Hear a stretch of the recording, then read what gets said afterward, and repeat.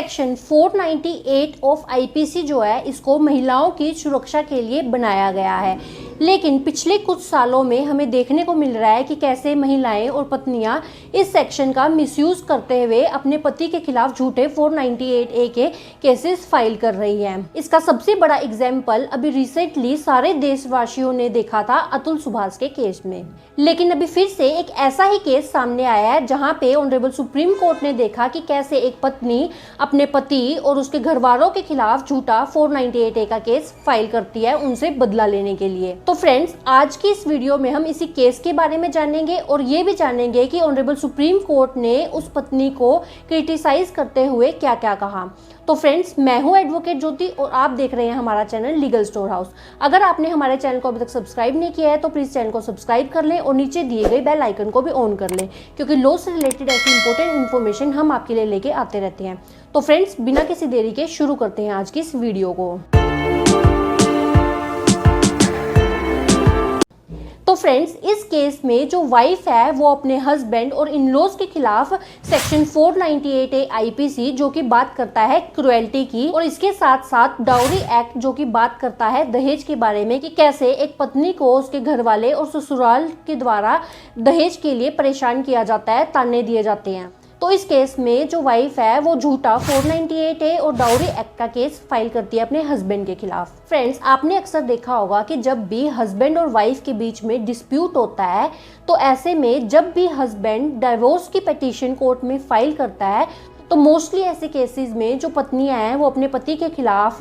498A IPC, domestic violence act, dowry act और इसके साथ साथ मेंटेनेंस के केसेस फाइल करती है। और मोस्टली ऐसे केसेस में देखा गया है कि पत्नी ऐसा सिर्फ अपने पति और उसके घर वालों से बदला लेने के लिए, उनको टॉर्चर करने के लिए, उनके ऊपर प्रेशर क्रिएट करने के लिए झूठे ये केसेस फाइल करती है। तो ऐसा ही कुछ इस केस में भी हुआ। इस केस में भी जब हस्बैंड ने डिवोर्स की पिटीशन कोर्ट में फाइल की तो तुरंत बाद जो वाइफ है वो 498A आईपीसी और डाउरी एक्ट का केस अपने हस्बैंड और उसके घर वालों के खिलाफ फाइल कर देती है। जिसके बाद जो वो हस्बैंड है वो जाते हैं ऑनरेबल हाई कोर्ट में अंडर सेक्शन 482 ऑफ सीआरपीसी। तो ये जो इम्पोर्टेंट सेक्शन है 482 सीआरपीसी, ये आप सबको भी पता होना चाहिए। ये जो सेक्शन है ये बात करता है कि अगर किसी पर्सन के खिलाफ कोई झूठा केस फाइल हुआ है या फिर झूठी एफआईआर हुई है तो वो पर्सन डायरेक्टली हाई कोर्ट में जाके उस केस को खत्म करवा सकता है या फिर क्वैश करवा सकता है। तो इस केस में हस्बैंड जो है वो ऑनरेबल हाई कोर्ट में जाते हैं,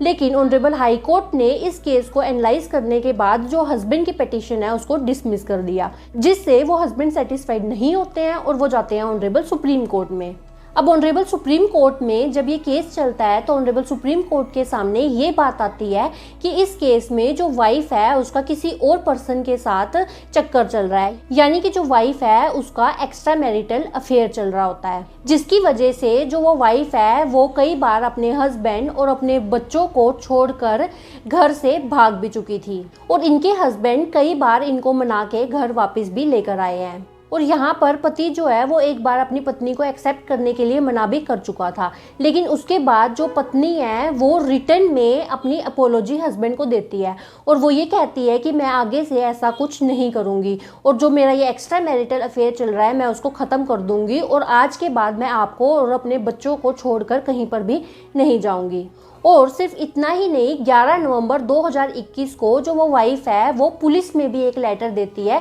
जिसमें वो बताती है कि मेरा अपने हस्बैंड के अलावा किसी और पर्सन के साथ एक्स्ट्रा मैरिटल अफेयर चल रहा था, जिसकी वजह से मैं घर छोड़कर भी चली गई थी, लेकिन अब मैं आगे से ऐसा कुछ नहीं करूंगी और मैं अपने हस्बैंड और अपने बच्चों को छोड़कर कहीं पर भी नहीं जाऊंगी। और सिर्फ इन्हीं कंडीशंस और इन अपोलॉजी की वजह से हस्बैंड ने वाइफ को एक्सेप्ट किया था। इसके बाद जो वाइफ है वो कुछ टाइम तक तो ठीक तरीके से रहती है, लेकिन कुछ टाइम के बाद वाइफ की वही हरकतें फिर से शुरू हो जाती हैं। जो वाइफ है वो फिर से किसी से फोन पर बात करने लगती है, मिलने लगती है। तो जो हस्बैंड है वो आखिर ये सब कुछ कब तक सहन करता। वाइफ जो है वो ना तो पति की तरफ, ना घर की तरफ, ना बच्चों की तरफ बिल्कुल भी ध्यान नहीं देती थी और एक्स्ट्रा मैरिटल अफेयर चलाती थी। तो हस्बैंड के लिए जब ये सारी चीजें असहनीय हो गई तो उसने डिवोर्स की पिटीशन कोर्ट में फाइल करी। इसके बाद सिर्फ और सिर्फ अपने पति और उसके घर वालों से बदला लेने के लिए वाइफ ने अपने पति और उसके घर वालों के खिलाफ 498A ऑफ आईपीसी और डाउरी एक्ट का केस फाइल कर दिया। तो यहाँ पे ऑनरेबल सुप्रीम कोर्ट ने कहा कि सबसे पहली बात तो जो वाइफ कह रही है कि मेरे साथ क्रुएल्टी हुई है, मेरे को दहेज के लिए परेशान किया जाता है, उसका वाइफ के पास कोई भी प्रूफ नहीं है। वाइफ ने यहाँ पर बहुत ही वेग और बहुत ही जनरल एलिगेशंस अपने हस्बैंड और उसके घर वालों के खिलाफ लगाई हैं। तो आपके साथ ये जो हैरेसमेंट है वो कब हुई, कौन सी तारीख को हुई, कहाँ पर हुई, कैसे हुई, इसकी कोई भी स्पेसिफिक डिटेल आपने नहीं बताई है। तो इससे ये साफ क्लियर होता है कि ये जो एफआईआर है ये एक मैन्युपुलेटेड एफआईआर है और बिल्कुल ही फेक और झूठी एफआईआर है।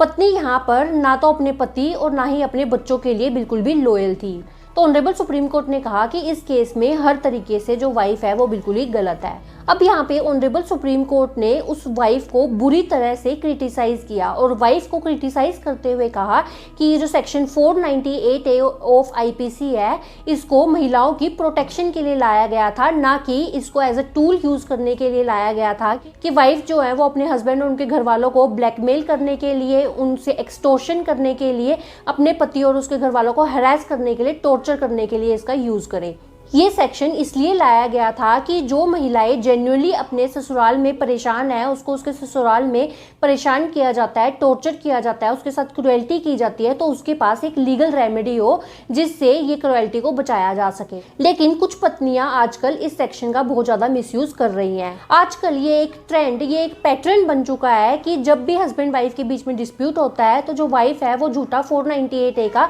केस फाइल कर देती है अपने हस्बैंड और उसके घर वालों को हरास करने के लिए, उनसे बदला लेने के लिए, उनको ब्लैकमेल करने के लिए, उनसे एक्सटॉर्शन करने के लिए, उनके ऊपर प्रेशर बनाने के लिए। तो ये जो झूठे 498A के केसेस हैं इसके चलते कोर्ट का टाइम भी वेस्ट होता है और यहाँ पे प्रोसेस ऑफ लॉ का मिसयूज भी किया जाता है और इससे और महिलाओं के लिए भी गलत एग्जाम्पल सेट होता है कि अगर आपका पति और उसके घर वाले आपकी कोई बात ना माने, आपकी कोई डिमांड पूरी ना करें, तो आप सीधा जाके 498A का केस फाइल कर सकती हैं और अपनी बात को मनवा सकती हैं। ये बिल्कुल ही गलत एग्जाम्पल सोसाइटी में सेट होता है। यहाँ पे ऑनरेबल सुप्रीम कोर्ट कहती है कि हमने बार बार ये वार्निंग दी है कि सेक्शन 498A ऑफ आईपीसी का मिसयूज ना किया जाए। इसके साथ साथ यहाँ पे ऑनरेबल सुप्रीम कोर्ट ना सिर्फ उस वाइफ को क्रिटिसाइज करती है बल्कि ऑनरेबल हाई कोर्ट को भी यहाँ पे बहुत ज़्यादा क्रिटिसाइज किया जाता है, क्योंकि यहाँ पे ऑनरेबल हाई कोर्ट ने हस्बैंड की क्वेश्चन पिटीशन को डिसमिस कर दिया था। ऑनरेबल सुप्रीम कोर्ट ने कहा कि स्टेट ऑफ हरियाणा वर्सेस भजन लाल के केस में हमने ये क्लियर किया था